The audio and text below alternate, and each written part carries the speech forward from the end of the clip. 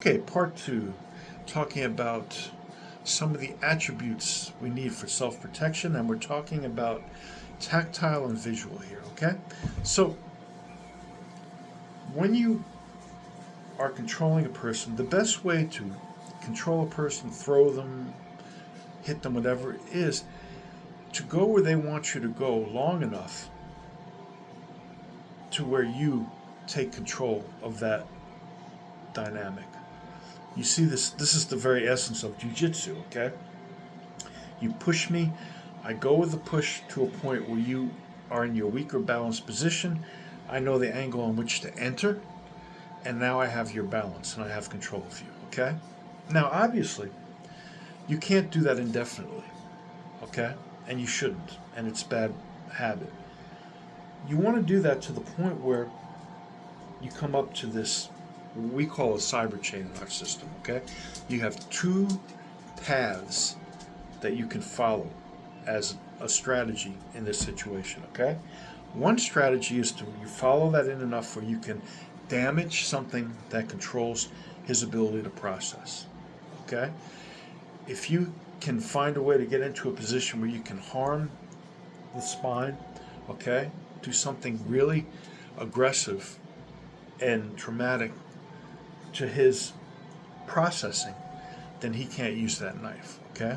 So, for example, if you kick him in the head, soccer kick, okay, the knife becomes irrelevant. That's a crude example, but not an unwarranted one, okay? If you are going for a knife in the street with somebody, kick him in the head. Don't go for the knife necessarily, okay? Second thing, if you want to control the knife, there's only one area where you can legitimately control the knife, and that's controlling the thumb. Okay? It's that simple. Grabbing the wrist gives you a false sense of security, but you will see this. Try it yourself. Try it with your friend. Once you control the thumb, you can control the knife. They cannot cut you. So it's worth training that in, even though it's sort of a proto fine motor movement, okay? Because it has so much that you can get from doing that properly, okay? You can reverse the weapon on him, you can take the weapon, whatever, okay? Those are your two branches, okay? There's really nothing else that you want to be able to try to do with a knife, okay? Other than general things. But your tactile and your visual play into this dynamic. Your tactile allows you to control things without even necessarily having to look at what you're doing. That takes extra processing time, okay? If something comes here and I just move past it, I don't need to be looking at you to do that. I can feel and respond as long as I have control. I have contact what I'm doing with you, okay? And I can sense your movement through my peripheral vision, okay, by not looking directly at you. Okay, so those are your primary sensory skill sets that you want to understand and develop, okay? The next things that you want to look at are how you control your environment, okay? So, one of the things that's very important is if you're in a confrontation, what skill sets are really vital to understand? Well, choking, okay? You want to become very good at chokes. And again, there's a way to do chokes properly, and most people, unfortunately, they try to muscle their chokes, okay? Your choking should be done with structure. If you do it properly, they're very fast. You can take somebody out, okay? And you should be able to choke. Instead of thinking in terms of all these different, there's a naked choke, a 3-point, a 2-point. Okay, there's one where you grab here, you pull here.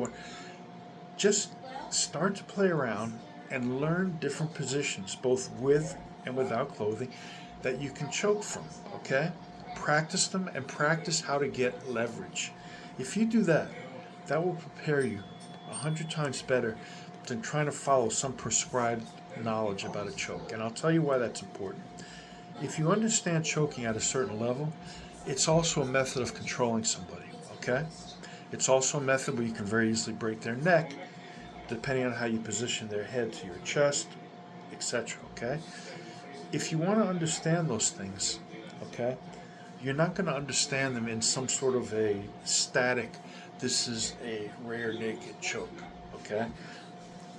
You're going to only understand them by controlling, manipulating, using your tactile and visual to let them pull you into a position where you now control them, okay? You do a lot of this in bouncing, okay? For a couple of reasons. One reason is if you're behind a person, they can't hit you, okay? So you constantly are trying to get into a position where if you have to grab somebody, you're not in front of them, okay? And you learn to become very fluid that way, okay? It's very easy if somebody takes a quick punch to just deflect and come around and get their rear. But you don't want to just get their rear and try to choke them while they're standing there, okay? What you want to do is you want to pull them so they're just off balance. If I pull you back really far, then we're both going to fall. Where you're just going to fall. It's no good. I want to pull you enough so that you're just trying to keep your balance. And as you're trying to keep your balance, I can adjust my choke and do what I want to do with you. Okay? So, in order to gain control, after we understand our sensory component, chokes are very important. Okay? The other thing is distance. Okay? You have to understand intimately at what distance you're susceptible to different types of attacks, okay? So you want to use as your standard what's called sword's length, a 3-foot distance from your opponent, okay? You want to understand how within that 3-foot distance, when you're directly in line with something they can do, a little back from what they can do, or too far back. If you're too far back, then you risk this possibility that somebody will bum rush over you, okay? You can't run as fast backwards as somebody running forwards. And this is the big problem. It would seem like if you just kept a great distance, all would be solved in terms of conflict. But what you're setting yourself up for is somebody just being able to move in on you very quickly because you don't have the mobility going back, okay? Even with angles are not really a mobility thing. They are a distance thing. They are designed to put you where you look like you can be attacked, but you're out of range. And you need footwork to complement that if you're going to be effective with them. Second thing is, if we understand that, your distance, if you're right where they can hit you, don't necessarily be afraid of that wholesale. As a beginner, it's not a place you want to start, okay? But it has certain advantages. And what we're going to do is we're going to do a third installment. It might be our last, and we'll continue on this. Okay? Hang tight.